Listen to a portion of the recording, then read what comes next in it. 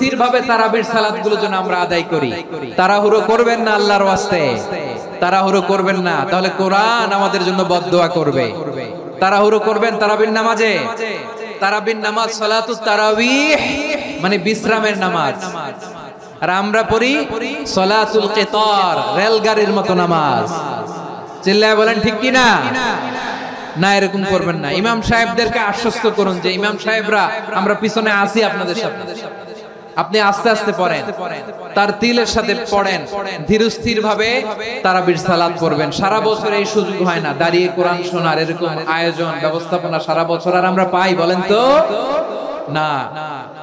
তারাবির সালাতের রাকাত বিতর্ক এড়িয়ে চলুন, রাকাত নিয়ে বিতর্ক করবেন না। 8 রাকাত 20 রাকাত নিয়ে যে মারামারি এই দেশে, এটা শয়তানের ফন্দি।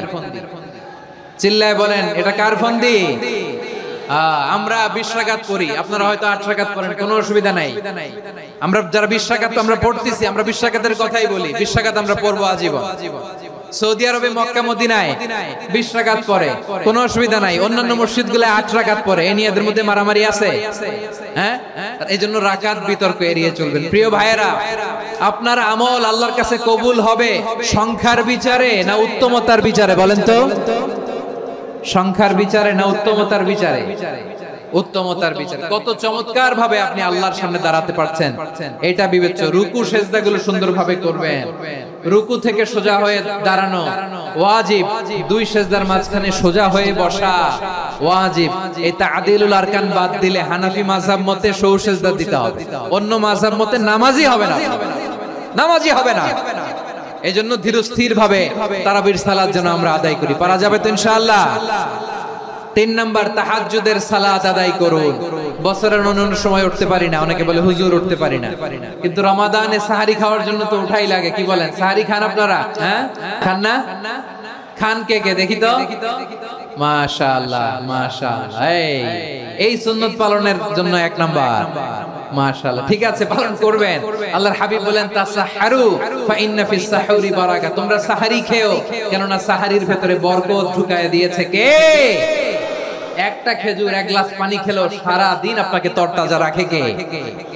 তো সাহারির জন্য যেহেতু উঠতেই হয়, সাহারি খাওয়ার আগে বা পরে 2 রাকাত 4 রাকাত তাহাজ্জুদ পড়া যাবে না? রব্বুল আলামিন বলেন ওমিনাল লাইলি ফাতাহাজ্জাদ বিহি নাফিলাতান লাকা আসা আইয়াবআসাকা রাব্বুকা মাকামান মাহমুদা। ও নবী, রাতের কিছু অংশ সময় তাহাজ্জুদের সালাত আপনি আদায় করবেন, কারণ এই তাহাজ্জুদ হলো আপনার জন্য নাফিলাতাল লাক, অতিরিক্ত ফরজ। আপনাকে মাকামে মাহমুদে অধিষ্ঠিত করবে কে? এজন্য যারা সম্মানিত হতে চান, সম্মানের আসনে যেতে চান, তাদের জন্য তাহাজ্জুদ অবধারিত। আমরা রমজানে সাহারির আগে তাহাজ্জুদ পড়তে চাই কি চাই না?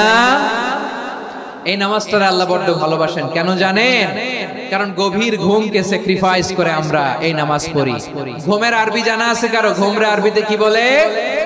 অনেকগুলো আরবি আছে। একটা আরবি হচ্ছে নুআস, তন্দ্রা, তন্দ্রা, আমানাতান নুআসা কোরআনে এসেছে।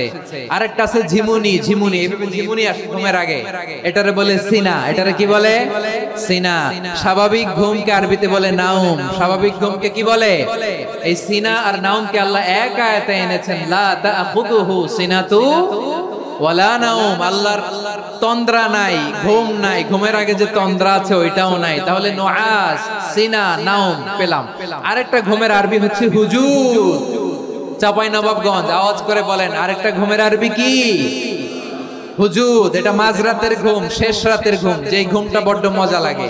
কাঁথা টেনে টেনে, ব্ল্যাঙ্কেট টেনে টেনে আরেকটু ঘুমাইতে মন চায়, আরেকটু, আর 1 মিনিট, আর 2 মিনিট, এরকম একটা মজার ঘুম শেষ রাতে আছে না নাই?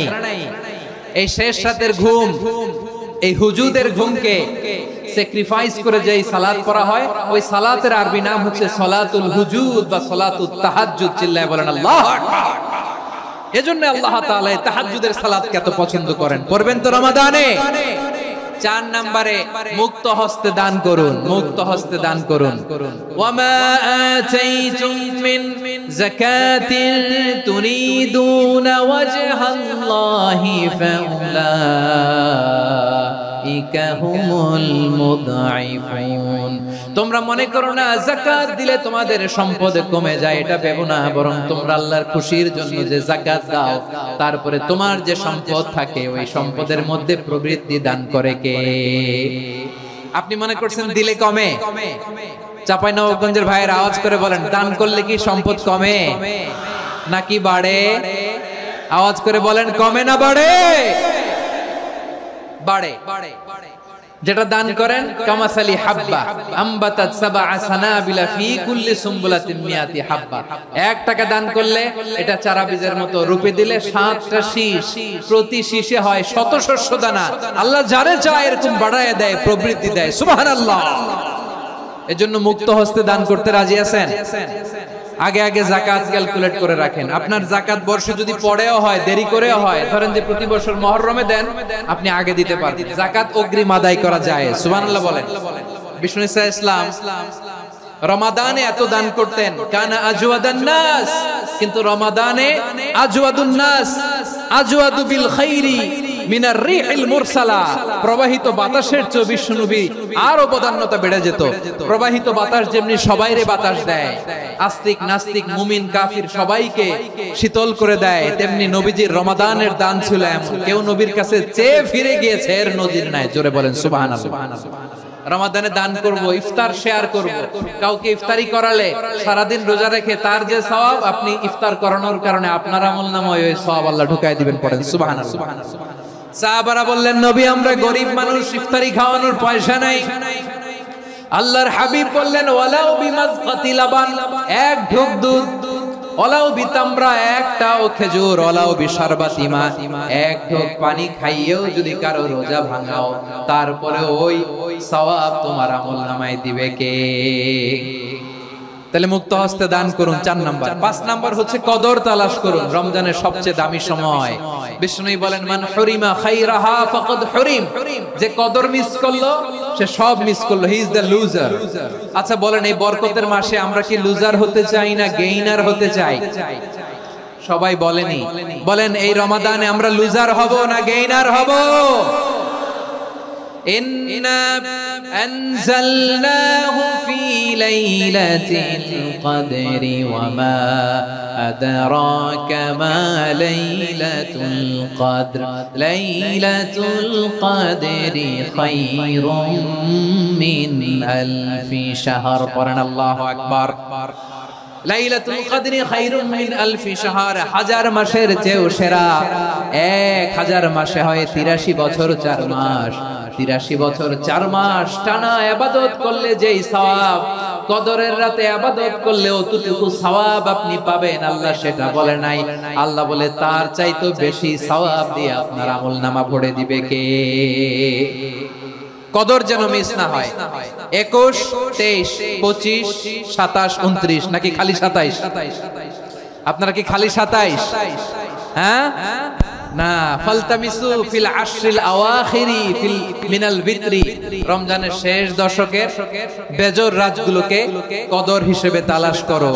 আল্লাহর হাবিব সাল্লাল্লাহু আলাইহি ওয়াসাল্লাম শেষ 10 দিন টানা ইবাদত করতেন, টানা ইবাদত।